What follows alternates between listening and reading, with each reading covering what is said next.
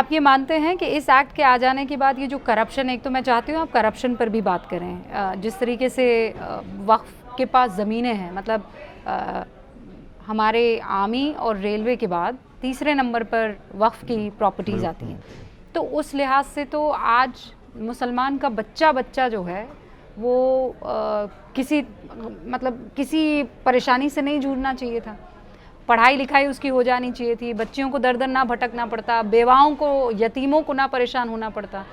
ऐसा क्यों है कि आज भी इतनी ज़मीनें होने के बावजूद हमें सरकार का मुंह देखना पड़ता है राशन पानी फ्री बिजली के लिए?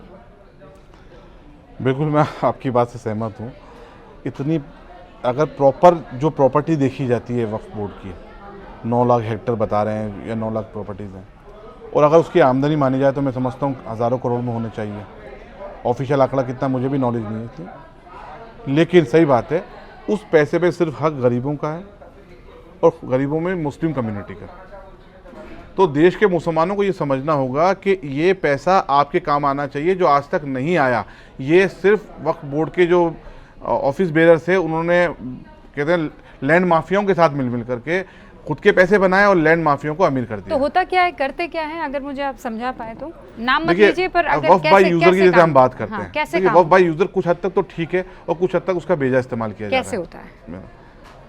अब किसी को देख लिया हमने ये लैंड खाली पड़ी है, हाँ, ये वक्फ बाय यूजर का प्रोविजन बता रहा हूँ आपको, सेक्शन 14। तो अधिकारियों से उन्होंने लाइजनिंग कर ली लैंड माफियाओं ने, थोड़े दिन तक उसका इंस्पेक्शन करवाया, इंस्पेक्शन करा करके जाहिर सी बात है सीईओ और उनको सबको मैनेज किया गया और उस प्रॉपर्टी को क्या नाम है उनसे मैनेज करके उसको नोटिफाइड करा दिया उसने, और फिर बाद में अपने मिलने वालों को उसको रेंट पे दिलवा दी, लीज पे दिलवा दी, वक्फ बोर्ड से प्रोविजन है दिलवा दिया। तो ये पूरा, और उस प्रॉपर्टी पे वो मॉल चल रहा है, उस प्रॉपर्टी पे कॉमर्शियल एक्टिविटी चल रही है और पैसा ओरिजिनल रसीद ये इसकी ऑथेंटिसिटी क्या है कि आप अपने यहाँ से रिसिप्ट तो उनको 500 रुपये महीने की दे रहे हो और हो सकता है आप लोग उनसे 2000 रुपये महीना ले रहे हो ब्लैक में, और ये तो बहुत छोटा अमाउंट, बहुत छोटा अमाउंट। में तो एक एग्जांपल दे रहा हूँ, हाँ। हम तो ये मैटर तो करोड़ों अरबों रुपए का है, मैं एक छोटा सा एग्जांपल दे रहा हूँ आपको, और ये होता है, बिल्कुल होता है। आपको कोई कॉलेज, कोई यूनिवर्सिटी, कोई अस्पताल ऐसा याद पड़ रहा है जो? कहीं नहीं है हिंदुस्तान में वक्फ के द्वारा कोई बनाया गया हो। तो मैंने पिछले 10 दिन से पूरे लोगों से इंक्वायरी करी, मालूमात करी कि वो वक्फ का स्कूल चल रहा है, वक्फ का कोई इदारा चल रहा है, मेडिकल कॉलेज चल रहा है, कहीं पर भी कुछ नहीं। अगर ये इतना ही हाँ, सही, कुछ दरगाहें हैं जैसे गुलबर्गा शरीफ की दरगाह, हमारी काउंसिल के नुमाइंदे वो, और मैं अप्रिशिएट करता हूँ उन लोगों ने, उनके वालिद ने बहुत मेहनत करी वहाँ पर, वहाँ दरगाह की इनकम का यूटिलाइजेशन सही हो रहा है। वहाँ के जो मुतवल्ली सज्जाद सेम है, वो वहाँ की इनकम को बाकायदा उन्होंने मेडिकल कॉलेज खोला है, इंजीनियरिंग कॉलेज है, और वो काफ़ी अच्छा काम कर रहा है। लेकिन अदर दरगाहों पे तो सज्जादा नशीन को बाबू लोग कमरे के बाहर बुला के खड़ा करते हैं 2-2 घंटे। और अगर मैं आपकी दरगाह शरीफ की बात करूं, अजमेर दरगाह की, देखिए अजमेर दरगाह की जो कमेटी है, हमारा मैनेजमेंट दरगाह कमेटी के हाथ में है, पूरा एंडोमेंट बिलोंग टू देम, और जो भी रेंटल इनकम है प्रॉपर्टी की वो 99% दरगाह कमेटी के पास जाती है। रेंटल इनकम नजराना जो है उसमें शेयर होता है 3 जनों का, जिसमें खुद्दाम हजरात हैं, सज्जादा नशीन साहब हैं, और कुछ ग्रीन बॉक्सेस कमेटी की तरफ से लगे हैं, वो उसमें आएगा, तो वो उनका for the management of Dargah affair. तो दरगाह कमेटी ने, हमारे यहाँ स्कूल चलता है उनका, अच्छा स्कूल चल रहा है, प्लानिंग में है हमारे यहाँ पर कि हम मेडिकल कॉलेज को खोलें, लेकिन अब तक वो अप्रूव नहीं हो पाया, किसी वजह से अटका हुआ है। लेकिन कमेटी हमारे यहाँ कोशिश करके गई है, पुरानी कमेटियाँ, मुख्तार अब्बास नकवी साहब ने पर्सनली बहुत इंटरेस्ट लिया था हमारी मिनिस्ट्री के अंदर, दरगाह के अंदर, उसको डेवलप करने के लिए भी और वहाँ पर स्कूल कॉलेजेस खोलने के लिए, लेकिन शायद किसी वजह से वो फॉर्मेलिटी के तौर पर रुक गया होगा, लेकिन वो प्रयासरत हैं, काम कर रहे हैं। अब हम ओवरऑल वफ़ की जो गुमराह कर रहे हैं, क्या वफ़ औलाद में बेटी का हक नहीं बनता? बनना चाहिए ना। मेरे साथ अभी निज़ामुद्दीन औलिया के सज्जादा नशीन फरीद निज़ामी साहब थे, हमारे काउंसिल में ही हैं और हम साथ में डेलीगेट। उन्होंने बताया कि हज़रत जो बारीदारी का जो इनकम हमारी दरगाह में हो रही है, उनके सिस्टम, उनके गले लगे हैं बारीदारी, उसमें पीरजादों के साथ जितनी पीरजादियाँ हैं उनका भी हिस्सा है। तो ये अच्छी बात है ना, ये एग्जाम्पल है ना। तो दूसरों को देने में क्या है? वफ़ औलाद में क्या बेटों को दे दिया जाए, बेटी को नहीं दिया जाए? तो नहीं दिया जाता है। देखिए ये प्रोविजन गवर्नमेंट ला रही है, तो उनसे पूछा जाए जो ऑब्जेक्शन कर रहे हैं। मेरी नज़र में तो देखिए कोई साहिब सज्जादा अगर जो बशरा आदमी है तो वो अपनी बहनों को हक कहीं नहीं रोकेगा, देते आए। लेकिन अब ये प्रोविजन पे ऑब्जेक्शन क्यों कर रहे हैं वो लोग, उनसे पूछा जाए।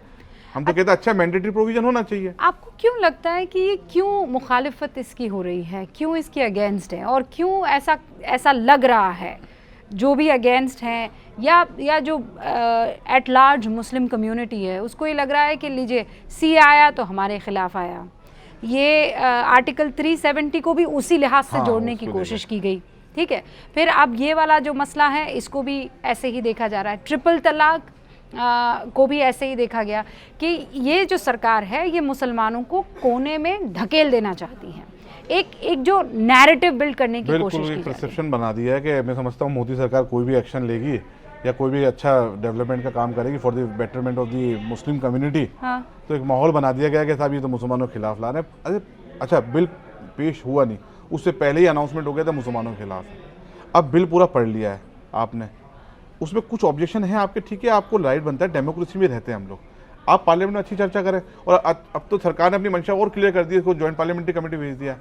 अब हम समझते हैं, हम चाहते हैं, तमाम लोगों से अपील करते हैं कि देखिए ये हर बात को मोदी सरकार अगर कोई काम करती है उसको ये माहौल ना बनाया जाए कि मुसलमानों के खिलाफ है। आज 12 साल 10 साल हो गए, 11वां साल 12वां साल हमारी मोदी सरकार को हो रहा है। क्या ज़िंदगी और मुसलमानों को ये डराते रहेंगे कि मोदी आ जाएंगे या बीजेपी आ जाएगी तो ऐसा होता रहेगा? आप मालूम कीजिए ग्राउंड रिपोर्ट, कितने मुस्लिम बिजनेसमैन है माशाल्लाह, सबने तरक्की करी है, किसके साथ रुकावट हुई है? कौन सा मुसलमान है जिसको साइडलाइन कर दिया गया है? सरकार तो दुनिया भर की स्कीम चला रही है, किसने मना करा आपको? नहीं, वो आप ये उसको अवेल तो करें, लेकिन उसको घर घर तो पहुंचाएं। आप तो सिर्फ एक ही बात पहुंचा रहे हैं घर तक। ये सरकार, मैं सरकार, देखिए सरकार से ना तो मुझे कोई राज्यसभा चाहिए और ना मुझे पॉलिटिकल पोस्ट चाहिए। अल्हम्दुलिल्लाह जिस गद्दी पे हूँ, जिस दरगाह पे हूँ, उस दरगाह जिंदगी भर तक कायमत है, मेरी नस्लें वहाँ तक कायमत है, अल्लाह से ये दुआ है। लेकिन मुसलमानों के नाम पे राजनीति बन गई है। हमारे बच्चों के पेट हैं, हमारे बच्चों को रोजी रोटी चाहिए। हम सिर्फ वोट ही नहीं है कि वोट के टाइम में मुसलमान आ जाओ साहब वोट डाल दो। तो वोट बैंक तो बन ही गया है ना मुसलमान अपने, देखिए हमारे रहनुमा सही नहीं रहे, मैं किसी का नाम नहीं लेता, लेकिन हमारे रहनुमा सही नहीं। मुसलमानों के बच्चों को नौकरी नहीं चाहिए। कौन सी मोदी सरकार की ऐसी नौकरी की जॉब की स्कीम निकली जिसमें लिखा हुआ कि मुसलमानों को नहीं लिया जाएगा? मुसलमानों के लिए स्पेशल प्रोविजन रखा गया है। जनरल प्रोविजन में तो हैं आप, जो जनरल स्कीम निकली हुई है, आपके लिए तो अलग से स्कीमें चलाई गई, नेट पे अवेलेबल है, आप गूगल सर्च कीजिए ना, उसको अवेल तो करिए। और सरकार से मैं आपके माध्यम से अपील करना चाहता हूँ, आपके जो स्कीम मुसलमानों के लिए इंट्रोड्यूस की जाती है वो डोर टू डोर नहीं पहुँच पाती है। ऐसे लोगों को जिम्मेदारी दें जो ग्राउंड पे जिनकी पकड़ हो। सूटेड बूटेड लोग नहीं चलेंगे।